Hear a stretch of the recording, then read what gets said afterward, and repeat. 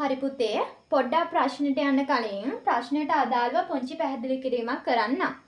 ප්‍රශ්නේ අහලා තියෙන්නේ පුතේ sannivedana වර්ග වලින්. ඒ කියන්නේ පුද්ගලාන්තර sannivedanayen තමයි ප්‍රධාන වශයෙන් ගත්තොත් පාඩම වශයෙන් පුද්ගලාන්තර sannivedana. එහෙම නැත්නම් අන්තර් පුද්ගල sannivedanayen තමයි ප්‍රශ්නේ අහලා තියෙන්නේ. එතකොට පුතේ පුද්ගලාන්තර sannivedanaya එහෙම නැත්නම් අන්තර් පුද්ගල sannivedanaya කියන්නේ මොකද්ද? පුද්ගලාන්තර sannivedana එහෙම නැත්නම් පුතේ අන්තර් පුද්ගල sannivedana කියන්නේ පුද්ගලයන් දෙදෙනෙකු හෝ කිහිප දෙනෙකු අතර සංදේශ හුවමාරු කර ගැනීමේ ක්‍රියාවලිය අපි හඳුන්වන පුතේ පුද්ගලාන්තර sannivedana කියලා. මේ පුද්ගලාන්තර sannivedana කොටස් දෙකකට බෙදෙනවා පුතේ.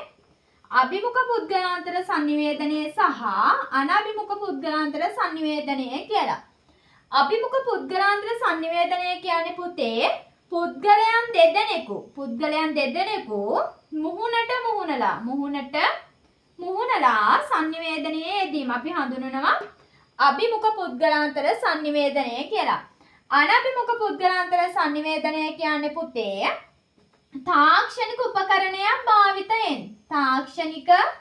උපකරණයක් භාවිතයෙන් පුද්ගලයන් දෙදෙනෙකු sannivedanaයේ යෙදීම. එහෙම නැත්නම් තොරතුරු හුවමාරු කර ගැනීම අපි හඳුනා පුතේ අනභිමුඛ පුද්ගලාන්තර sannivedana කියලා. එතකොට අභිමුඛ පුද්ගලාන්තර sannivedanaයේදී පුතේ තාක්ෂණික උපකරණ භාවිතය සිද්ධ වෙන්නේ නැහැ. අනභිමුඛ පුද්ගලාන්තර sannivedanaයේදී තමයි තාක්ෂණික උපකරණයක් භාවිතා වෙන්නේ. බාධක තත්ත්වයන් නැතිවීම ගත්තොත් පුතේ මම මේ ප්‍රශ්නයෙන් එහාට ගිහින් චුට්ටක් කතා කරන්නම්. අභිමුඛ පුද්ගලාන්තර sannivedanaයේදී බාධා තත්ත්ව ඇතිවීම ඉතාමත් අවමයි. ඒ කියන්නේ බාධා තත්ත්ව ඇති වෙන්නේ නැහැ.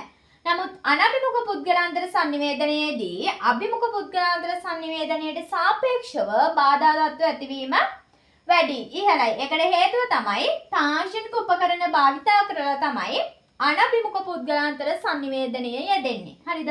ඔය ටික තමයි ප්‍රශ්නේදී අපිට සාකච්ඡා කරන්න තියෙන්නේ. අපි යමු දැන් ප්‍රශ්නෙට. හරි පුතේ. දැන් බලන්න මෙතන ප්‍රශ්නේ අපි දැන් ඉස්සෙල්ලා කතා කළා පුද්ගලාන්තර sannivedanaය න අභිමුඛ පුද්ගලාන්තර sannivedanaය සහ අනභිමුඛ පුද්ගලාන්තර sannivedanaය ගැන. දැන් අපි යන්නේ අභිමුඛ පුද්ගලාන්තර sannivedanayen අහලා තියෙන මේ ප්‍රශ්නෙට උත්තරේ කොහොමද කියලා බලන්න.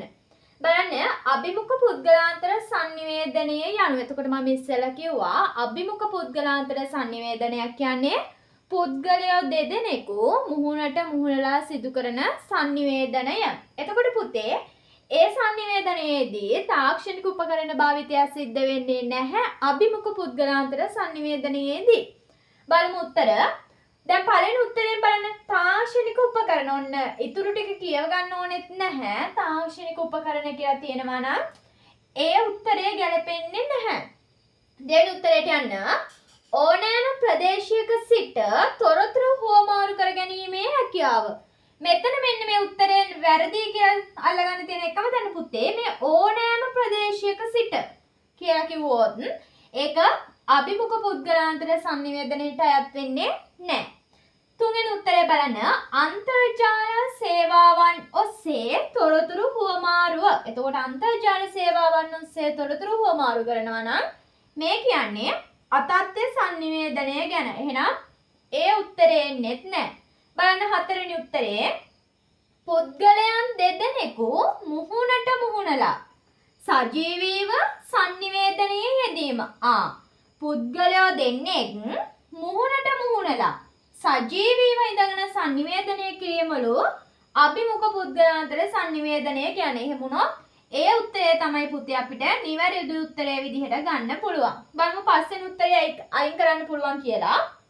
පුද්ගලයන් කිහිප දෙනෙකු තාක්ෂණය ඔස්සේ සජීවී ලෙස sannivedanayයේ යෙදීම. එතකොට මේ උත්තරේ තාක්ෂණය කියලා ඇවිල්ලා තියෙනවා. ඒ නිසා එතනත් ඒ උත්තරේ ගන්න බෑ. එතකොට පුතේ MCQ වලදී මෙන්න මේ වගේ පොඩි තැන් තියෙනවා ඒ උත්තර හරිද වැරදිද කියලා අඳුරගන්න. ඒ වගේ තැන් හඳුරගෙන තර්කානුකූලව MCQ එකේ උත්තර ගොඩනගා ගන්න ඕනේ. එතකොට අපිට හරියට MCQ 50ට නිවැරදිව උත්තර ගහන්න පුළුවන්.